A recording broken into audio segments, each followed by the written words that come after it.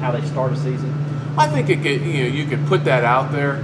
I'm not sure that anyone, whether administratively or coaching wise, is going to say that was an issue for success or for non-success. Just kind of, hey, look, guys, this is what we're playing with right now. The field's in great shape. They have great practice opportunities, batting cage, etc. So I don't know that that's an issue. Is there a plan in place or being worked on to facilitate the fans' experience and the students' experience for the Greenville games for basketball? Absolutely. We have met with student leaders. We will have transportation for the students to those 15 or 16 men's games that will be up at the Bon Secours Wellness Center. We've even had some inquiries from local fans, especially for the midweek games, that maybe we can provide some type of transportation from here in this part of the world to be able to get them up to Greenville. So we're working on that, and that'll be part of the season ticket information that goes out for basketball later this summer. And ultimately, will the athletic department move here once the new football facility is? That's kind of what we're looking at right now, with basketball moving into their offices. That will be part of the Littlejohn project. Football obviously relocating to the new football operations center. The second floor of this building will be vacant. We can backfill that with other administrative and or sport functions at the proper time when that's done.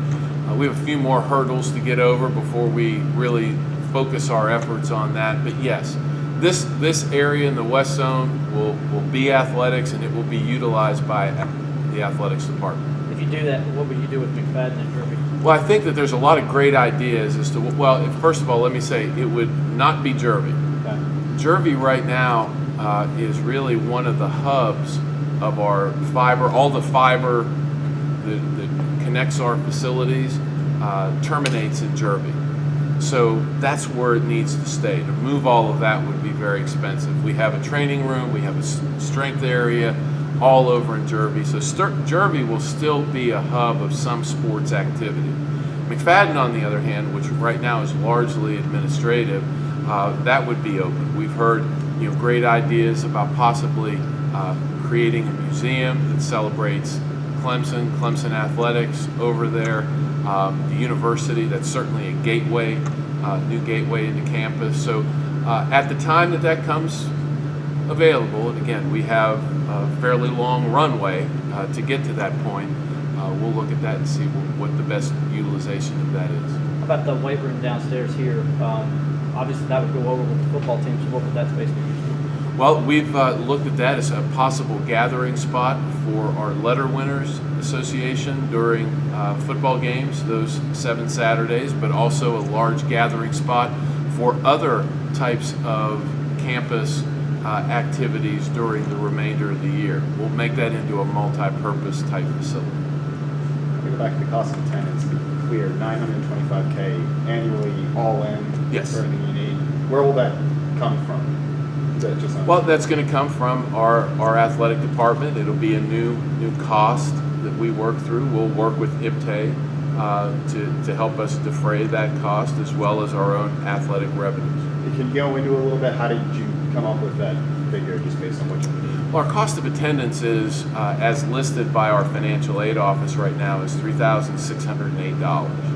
And you take that times the number of full scholarship student athletes we have, you have another portion associated with summer school, and when you do all the math, it's about $9.25. One point of clarification earlier, I believe you said August of 16, it's August of 15. Oh, that's right. Thank you, Joe. Yeah, it's August of 15. I was trying to buy another year. Anything new with Howard's Rock as far as what you guys can do further to protect it? We hope to have Howard's Rock back and in its rightful place prior to the spring game. And there will be, probably about the best thing to tell you is there will be increased and updated security means and methods associated with protecting that priceless artifact. Any updates?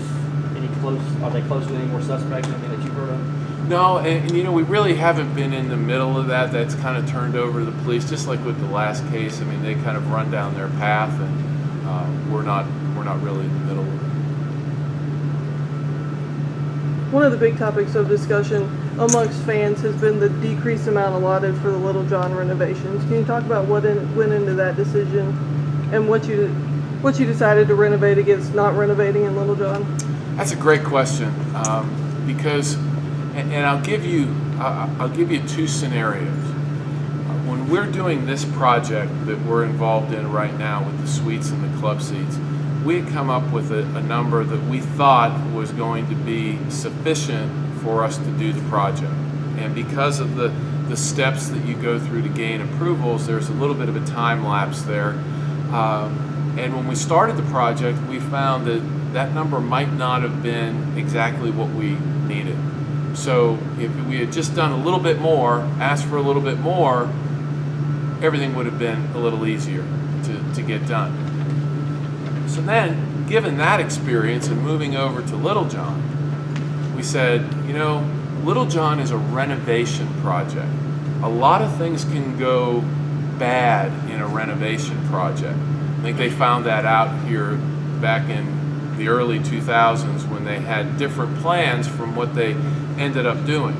So that's what we did. We put in a little bit more money in our first iteration through that process. We haven't changed a thing as to what we wanted to renovate inside Littlejohn. It's just now we know what the number is and how much it's going to cost. So the idea that we skinny down Littlejohn really isn't the case. We had a number in case there were some things that we found during the due diligence that would cause us to move back up to that area.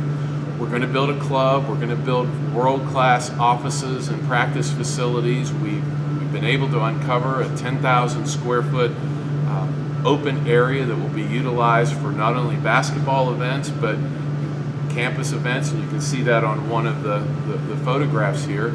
We're going to put all new seats in. There are going to be handrails everywhere. The number one email that I've received over the last 2 years has been, will there be handrails in Littlejohn Coliseum? And yes.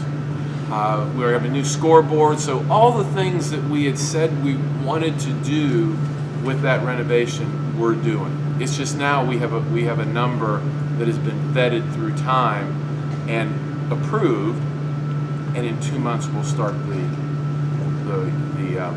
actual construction. Along those same lines, fans want to know about parking.